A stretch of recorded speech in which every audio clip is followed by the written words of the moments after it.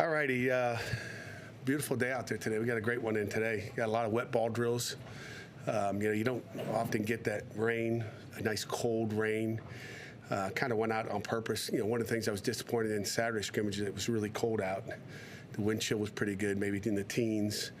And I wasn't happy just with, we have to go outside kind of attitude. So, talk about attitude all the time. The guys had a great attitude today, and added an element with the rain that we didn't have on Saturday.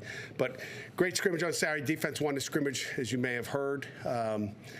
Before the scrimmage, like most scrimmages, I say it comes down to turnovers. If the offense doesn't turn the ball over, you probably win the scrimmage if you turn it over. It's game-changing plays. You'll probably lose it. And even with that being said, with the turnovers that our offense did have, they still, at the end, it wasn't like a blowout. Should have been a blowout, to be honest with you. But, the offense moved the ball at times. And a lot of good plays made out there on the field, both sides of the ball. And then the other thing I talked about going into it, just the focus of the day was enthusiasm, and you better have energy when you play this game. You can't play the game. You can have the greatest team in the world, but if you don't come to play and you don't have enthusiasm and energy, you're going to lose. And I just thought the defense had more energy than the offense. So it's 2-0 defense. So.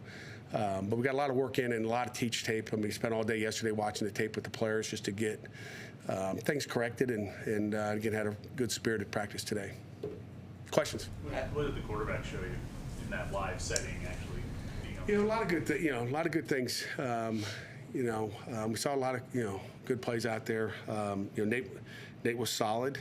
Again, it's just knowing where to go with the ball at times. I mean, sometimes we're not taking. It's going out there and making a play. I'd say with all of them, really, just throwing it to the right guy. Take the completion.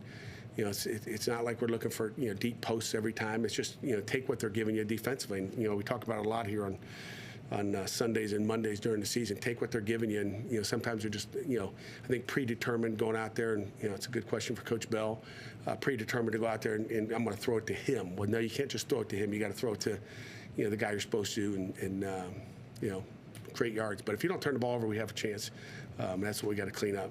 Who were some of your players of the scrimmage that you thought stood out the most to you? There's two of them sitting back here, Cruz and Braylon, two guys that I think I warned you about, what Brookins was doing last week, and he had a heck of a day.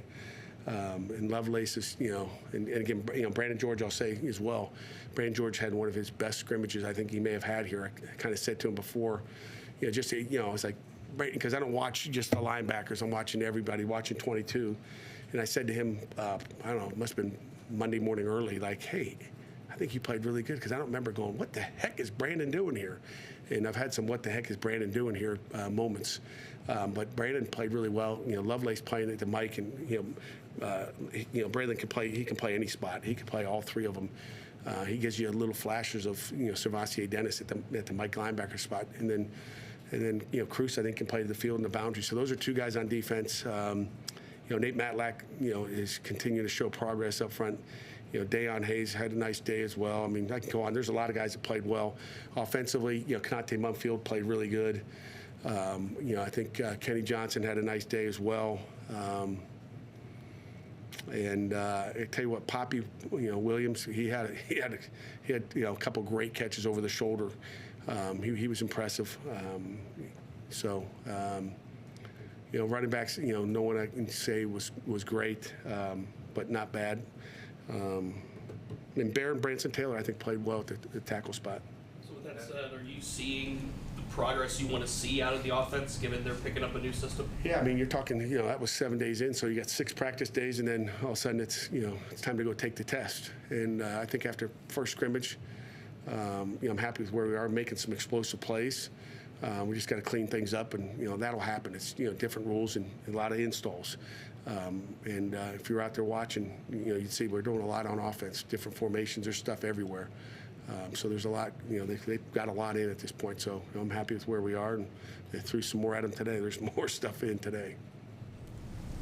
And it's his second year in the system. Obviously, it's a new one, but this year, how's Derek Davis done at running back? Derek's done well. I mean, I think Derek runs hard. He's picking it up. He's strong. He's physical, and he can catch ball in the backfield. So I'm happy with where he is. He's getting his reps with the ones, and it's a work in progress still. But Derek's done some nice things, made some people miss out there on the field. Good.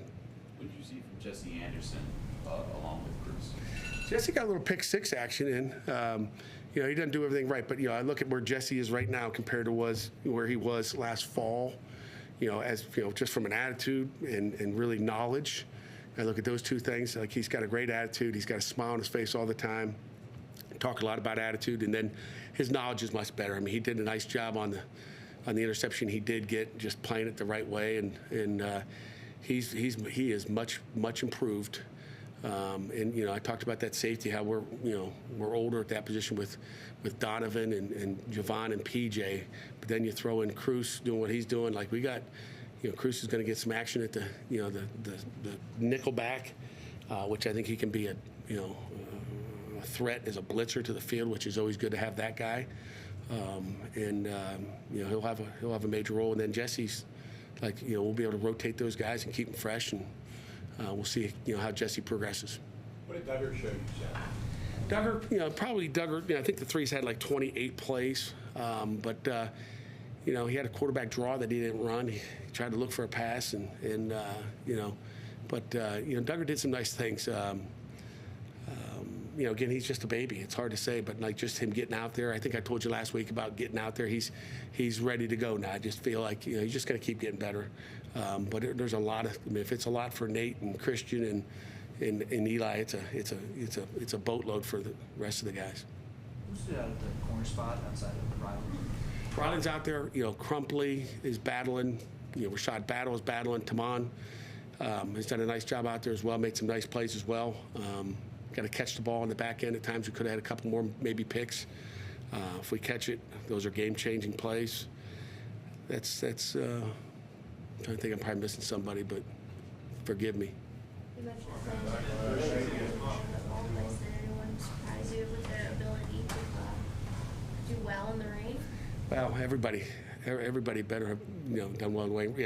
Again, it's football, and it's played in the elements. And I think overall it was a good spirited practice where we got good work done. So I can't pick. There's a rain guy, maybe the rain man. No, there's no rain man out there today. They were all good. I guess there was no attempt to wipe the balls off of the nation today. I don't pay attention. We're going so fast, I didn't pay attention. Sure, I saw Eli had the ball in his shirt. He looked like he was pregnant at one point, but he was trying to protect his ball, I guess. Cade has been here for about 4 months. In that time, what have you seen from him as far as how he evaluates quarterbacks, like on the recruiting front, how he evaluates those guys, a couple of the roots guys? What do we see from his approach? He's a gym rat when it comes to recruiting. He loves to recruit. Sometimes I go in the afternoon, I'm thinking they're working on football there and they're watching more videotape, and he's on Twitter a lot. Like he's watching videos on Twitter and sending me stuff all night long. I'm like, I'm going to bed. Put that phone down. But he's an evaluator. He's going to watch not just a 34-play clip of a highlight and say, oh yeah, we like this guy. He's going to watch games. If we're recruiting a quarterback, he's going to watch every game just about. He's going to know everything that guy did, not just watch a short highlight and say, well, let's take that guy. So he's going to do his homework. It's going to be detailed and find someone that fits what he likes to do. A few more? Pat, there was a change in the NFL with the rule about tackling the hip drop, they're calling it. I'm just curious if when something like that significant happens, does that change or adjust the way that you coach players up and that you teach? Yeah, I mean, nobody wants to see that. I'm glad they did that. I think that, there's things safety-wise. I'd imagine college football won't be far behind. We had one on, practice, not, maybe practice 3 or practice 4 that we coached up right. We don't want to do that. I don't want to do it in the game, to hurt an opponent, and I don't want to do it, obviously, against our guys. Even if it's illegal, I still don't want to do it in a game. Guys get rolled up bad. It just looks ugly. And again, I saw one that wasn't totally that tackle, but it would probably get called in the NFL, I would imagine. Again, I don't know if it was a thud or live practice, but that tackle, it's good they can take it out. But I don't think you don't try to tackle like that. It just happens by accident. So there's going to be. It's just like you don't plan on getting hands to the face or face masking a guy. It just happens sometimes, and it's aggressive. And I don't know if they'll stop it. They're going to put a penalty on it, but unfortunately, guys are still going to get hurt because it just happens by accident. Coach, what's your impression of the new kickoff rule that the NFL adopted? You know, I heard about just a little bit of it. EJ informed me of that as I walked in here. You know, it's different. I haven't seen anybody else do it, so it's hard to put my fingers on it without totally watching it and studying it. But again, anything for player safety. If they watched it somewhere else, I wouldn't. I'd imagine college football, it'll happen pretty soon. And again, the way I look at it is, it's coming. It's coming to college football probably. We should model our game after the NFL. You guys know the 2-minute warning of the NFL. Well, college football is going to have that next year. So there's things that, I'm kind of on the assistant or the head coaches, the AFCA head coaches rules committee, and there's a lot of things that could change. But those are some things that it's just a safety thing. I mean, you think about why are we running down the field and wasting time running down the field and the ball's kicked out of the end zone anyway most of the time. I mean, if the kicker wants to kick it out of bounds, or kick it out of the end zone, they can probably kick it out of the end zone every play. Even last year we did some what we call hang middle, where we wanted Ben to hang it up there so we could go tag him inside the 15-yard line, get a big hit and run down there, and it's just a different ball game that we're talking about right now. It's safety. Speaking of kickers, how was your This will kick? be the last one, by the way. We've got our players. Ben Saul was unbelievable. Ben Saul's had a great day on Saturday. Franco and Carpenter doing a nice job, but Ben was on fire Saturday. I mean, I don't think he knew what an upright was. Is that what you're asking about, Jerry? Kicker in the back. And Junko had a nice day. I mean, I would say he was probably a heck of a lot better than he was against Duke for sure. Okay, do we have one last one? Yes, just Kerry, you guys have benefited in the past few years of having a leader on the offensive line that's carried over and been a starter in a lot of big games. Do you have a player on your roster right now you think that has been that in these spring practices to help with the transition of this new offense? Yeah, I mean, I think a lot of those guys up front, it's hard to say who it is right now. I think when we go through the summer, you really find out who those leaders are. But I would say it's Branson Taylor right now is the guy I would say. I mean, Ryan Baer's awful, talkative out there, and Terrence Moore as well. I mean, Terrence is a guy that is going to try to lead those guys up front as well. So I would say those three guys. But we'll find out who that alpha is as we get moving. Okay? You. Appreciate it.